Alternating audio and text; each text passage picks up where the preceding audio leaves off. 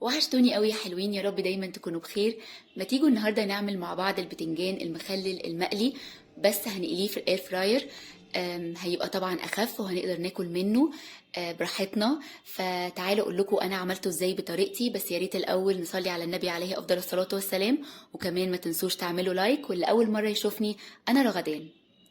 اول حاجه كده انا استخدمت نص كيلو بتنجان، طبعا تقدروا تضاعفوا الكميه براحتكم. اول حاجه بشيل الحته الخضراء اللي فوق في البتنجان، بس انا مش بقطعها بالسكينه، بشيلها بس كده. وبعدين بقى بقطع البتنجان كده من النص بالسكينه عشان يتحشي، وكمان قبل ما اقليه بالشكل ده كده بالظبط. هقطعهم بقى كلهم،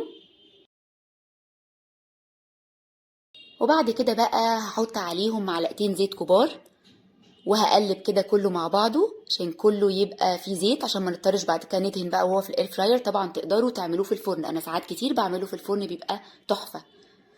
بعد كده بقى هحطه في الاير فراير.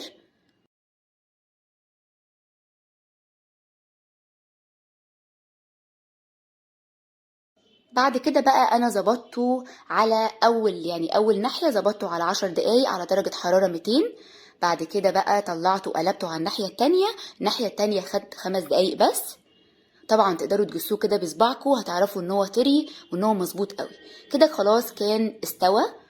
زي ما قلت لكم 10 دقايق في الناحيه الاولانيه، بعد كده 5 دقايق طلعته بقى يبرد. هنعمل بقى التتبيله الخطيره اللي هنحشي بيها البتنجان. استخدمت 3 قرون فلفل كبار، تقدروا لو صغير شويه تزودوا، و4 فصوص توم وجزرايه صغيره. طبعا تقدروا تحطوا جزء فلفل حامي وجزء فلفل الوان لو مش بتحبوا الحامي. حطيت معلقه صغيره كزبره ناشفه ومعلقه صغيره الكمون. وبعد كده حطيت الملح، انا حطيت معلقه كبيره، تقدروا تقللوا لو حابين. 3 معالق خل وعصير ليمونتين. بعد كده هنضربهم بقى. انا مش بحبهم ناعمين قوي، يعني بحبهم كده خشنين شويه كده. بعد ما ضربتهم هقطع بقى عليهم بقدونس او كزبره كده كام عود، مش كتير. هنقلبهم وكده بقى التتبيله هتبقى جاهزه ان احنا نحشي بيها البتنجان. كده بقى البتنجان خلاص كان برد. نفتح كده بس شويه الفتحات اللي احنا فتحناها البتنجان، نحشي بقى كل بتنجانيه كده حبه حلوين. حلو قوي البتنجان ده، بينفع يعني مع كل الاكلات. وحلو كمان انه بيقعد في التلاجة ايام، يعني ممكن يقعد اسبوع.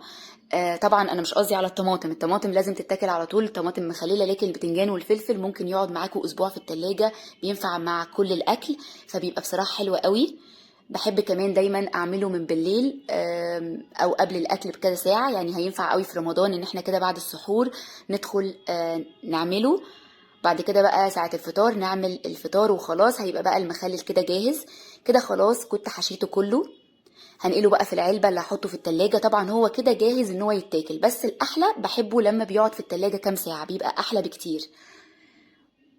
بعد كده ما حطيته في العلبة هحط بقى عليه كده رشة زيت.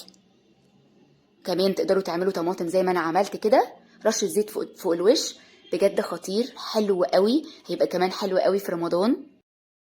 بينفع تقريبا مع معظم الاكل، ويا سلام بقى لو فول وطعميه ولا ملوخيه او باميه، خطير بجد. وطبعا زي كل مره انا مش هقول لكم يا ريت تجربوه، انا هقول لكم لازم تجربوه، حلو قوي. وبكده يكون الفيديو خلص. يا رب يكون عجبكم، لو عجبكم ما تنسوش تعملوا لايك وشير كتير. بحبكم قوي قوي وهتوحشوني قوي. باي باي.